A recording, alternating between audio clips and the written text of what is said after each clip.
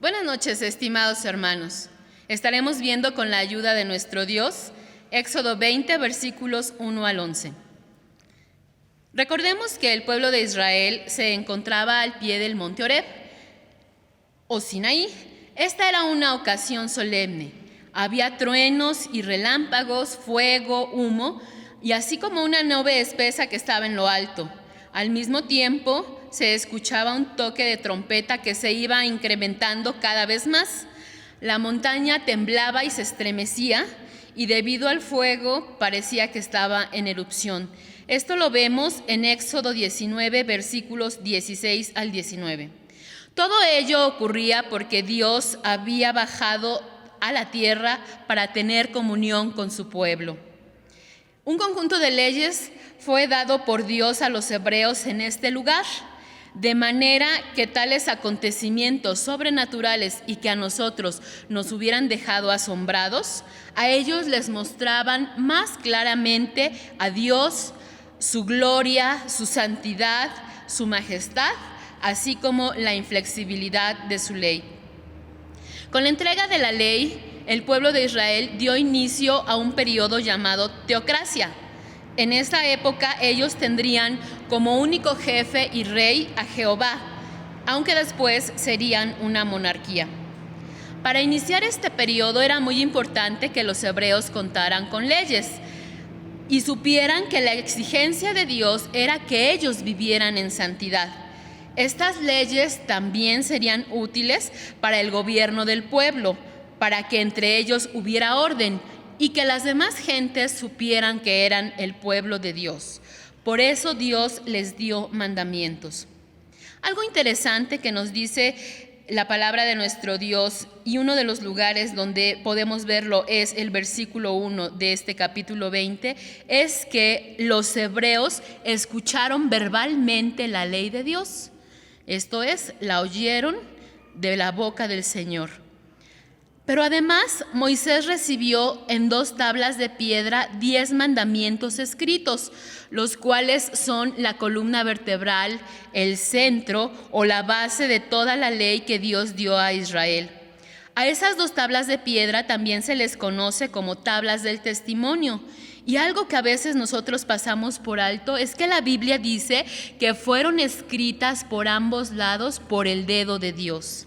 Esto lo encontramos en Éxodo 31, versículo 18 y en Éxodo 32, versículos 15 al 16. Es importante también considerar que el que Moisés trajera en su mano las tablas de piedra cuando bajó del monte Sinaí sugiere que las tablas no eran de gran tamaño. Además, debemos resaltar que la piedra representa la perpetuidad de la ley de Dios. A diferencia de otras naciones, la relación entre Dios y su pueblo es sagrado, y esto se ve reflejado en el contenido de las leyes que Dios dio en el monte Sinaí, y que en el caso del Éxodo las encontramos a partir del capítulo 20 en 5 capítulos. El contenido de los mandamientos de Dios es perfecto, como nuestro Dios, y los castigos o las recompensas que establece fueron directamente dictadas por Dios y son reales, es decir, que se llevan a cabo. Lo anterior no ocurre con las leyes de las otras naciones de los pueblos de la tierra. Otra característica de las leyes es que son el testimonio del Señor, es decir, nos revelan o testifican sobre los atributos de Dios. A través de estos mandamientos se nos da a conocer que Él es amante, pero también es celoso, es justo, es recto, es bueno, es honesto, es compasivo y sabio, entre otras características. Por otro lado, vemos que la ley está llena de luz. Donde hay ley, hay luz. La ley nos ilumina siempre, ya que aclara la situación de las personas. Pensemos, por ejemplo, en un sujeto que se dedica a robar. Cuando esta persona conoce el mandamiento acerca del robo, él es iluminado para su bien si obedece el mandamiento que prohíbe robar o para su mal si continúa robando. Así que la ley nos indica las conductas a seguir. Estas características que hemos mencionado de los mandamientos de Dios hacen que la responsabilidad y obligación de Israel hacia Dios se incrementara grandemente. Dios les demandó lealtad. Pero esto Él lo hizo después de que Dios les probó que había sido leal con ellos.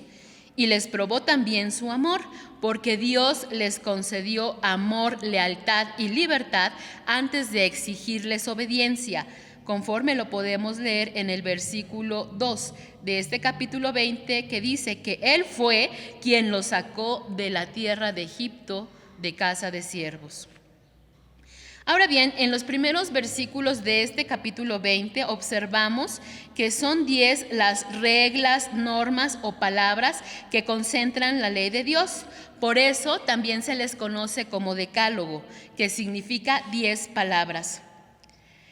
Si nosotros analizamos estos 10 mandamientos, podemos observar que los primeros 4 se refieren a los deberes del pueblo hacia Dios y los 6 restantes tratan de los deberes de la nación y de Israel para con todos los hombres y entre ellos. El primer deber del hombre, entonces, es respecto de su Dios, su Creador y su Salvador, y en un segundo lugar, tiene como deber agradar a Dios mediante las conductas que realiza para con los hombres. El primer mandamiento se encuentra en el capítulo 20, versículo 3, que dice: no tendrás dioses ajenos delante de mí.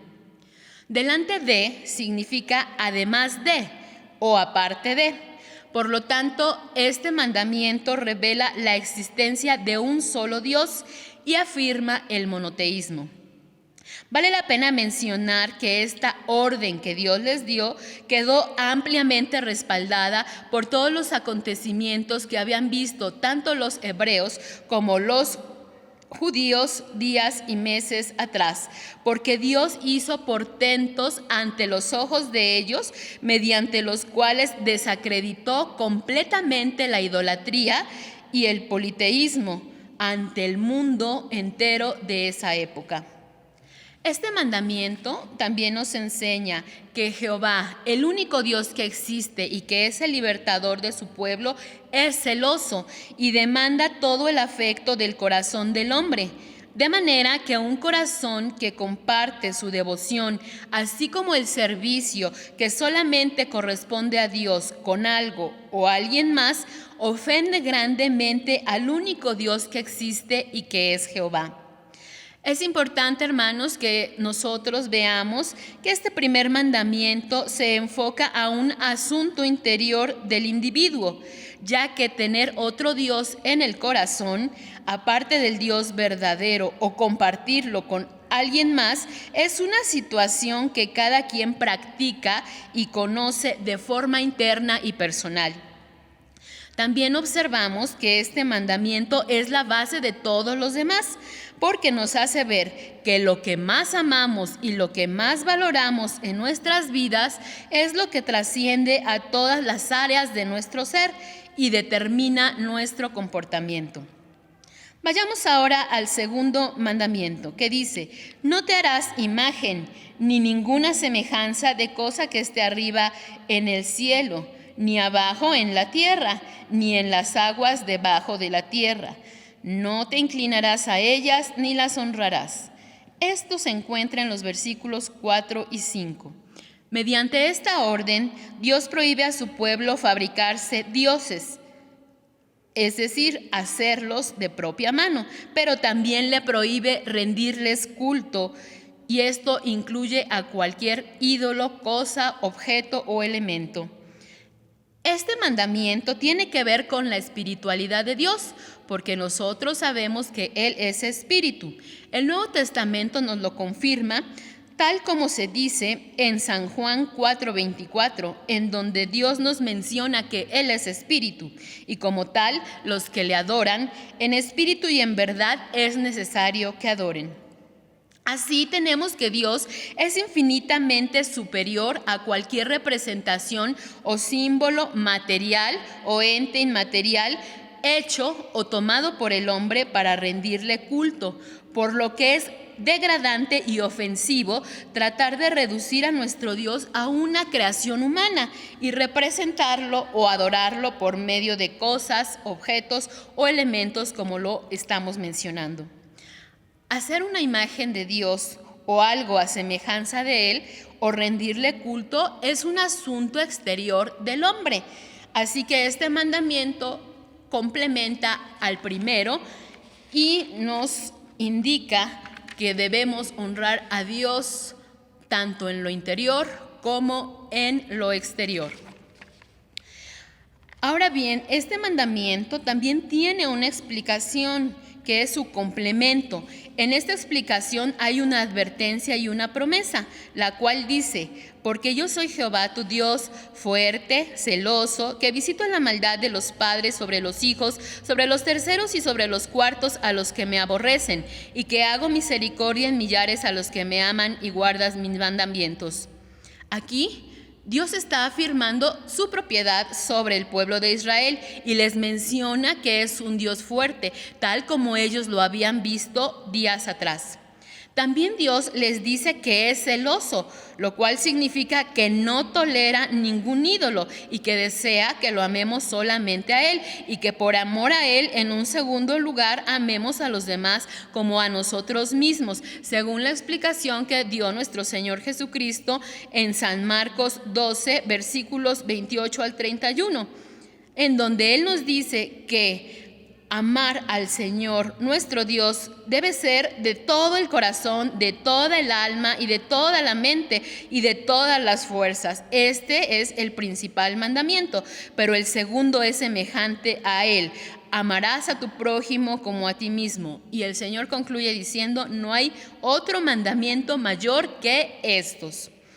Por último, este mandamiento nos advierte que Dios visitará la perversidad de los padres sobre los hijos hasta la tercera y cuarta generación de quienes lo aborrecen.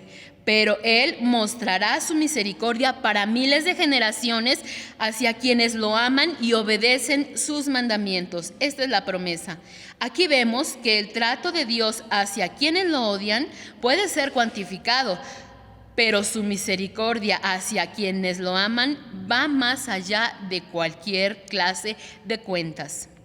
Continuamos con el mandamiento que sigue, que es el tercero, y dice: no tomarás el nombre de Jehová tu Dios en vano. Versículo 7. Este mandamiento ordena reverenciar a Dios mediante la estimación de su glorioso nombre y tiene como fin combatir costumbres muy extendidas en el pueblo de Israel en aquel entonces, pero también que son practicadas por todas las personas de todos los tiempos, que hacen juramentos falsos en nombre de Dios o hacen juramentos a la ligera, dicen blasfemias o profanan el nombre de Dios. También condena el uso ocioso y superficial del nombre de Dios o considera inapropiado el llevar incorrectamente el nombre del Señor cuando alguien se dice ser su hijo, pero con su conducta demuestra lo contrario al grado de que el nombre de Dios es menospreciado. Observamos que el tercer mandamiento va acompañado de una sentencia, porque dice: no dará por inocente Jehová al que tomare su nombre en vano. En esto vemos que Dios considera importante el que nosotros estimemos y honremos su glorioso nombre y que no pasará por alto el uso incorrecto del mismo y castigará a quien sea responsable de ello. El cuarto mandamiento nos ordena apartar un día para el Señor y dice lo siguiente en el versículo 8 de Éxodo 20: acordarte has del día de reposo para santificarlo. Mientras los tres mandamientos anteriores son prohibiciones, aquí hay una orden a realizar. Acuérdate del día de reposo para santificarlo. Santificar significa acordarse. Es dedicar un día a Dios y prepararse para ello con anticipación, absteniéndose de todo trabajo, ya sea en un oficio ordinario o extraordinario. Además, el santificar incluye un acto que es practicar la devoción a Dios por medio de cultos particulares, esto es, en familia o públicos con su iglesia.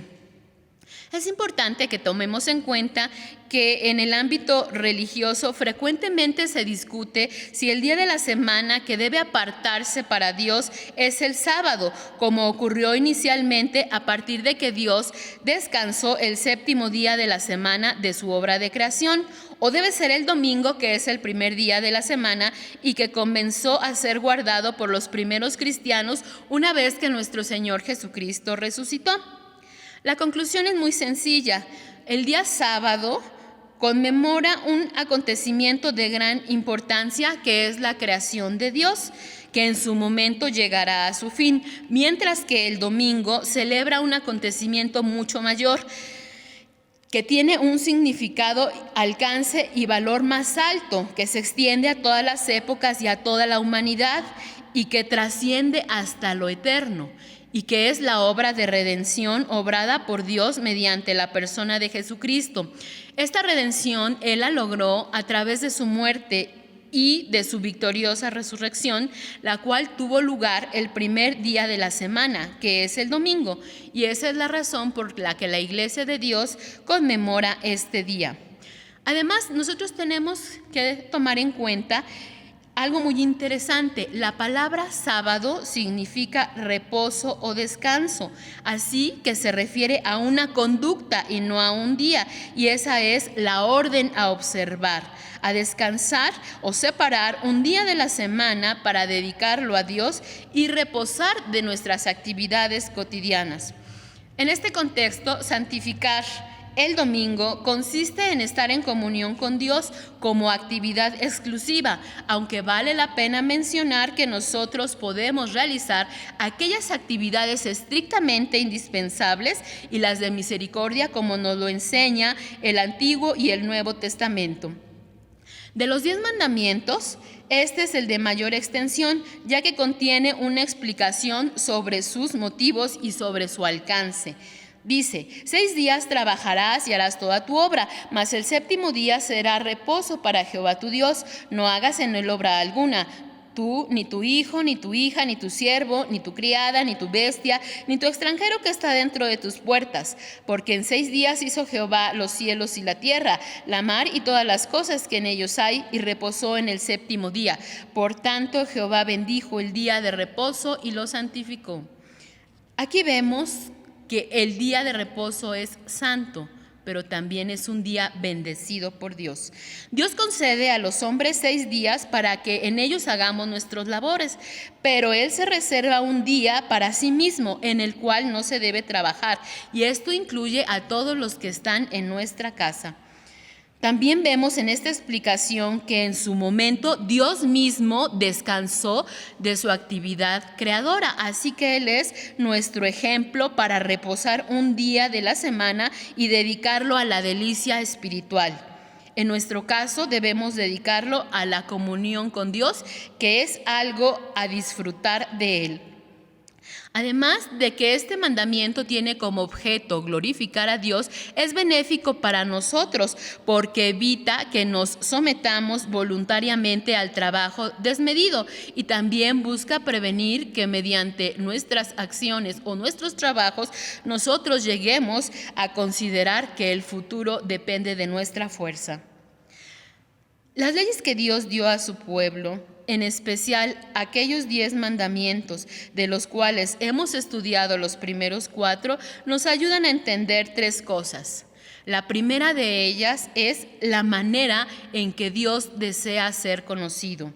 La segunda es lo que pide de nosotros como su pueblo, y la tercera es lo que nuestro Señor Jesucristo logró para sus hijos, puesto que aunque para nosotros como seres humanos es muy difícil observar al pie de la letra los mandatos de nuestro Dios, nuestro Salvador los cumplió a cabalidad.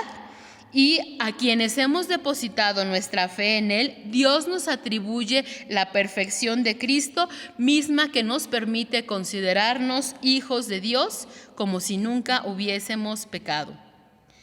Dios bendiga la exposición de esta su palabra y la confirme a través de su Santo y Divino Espíritu. Amén.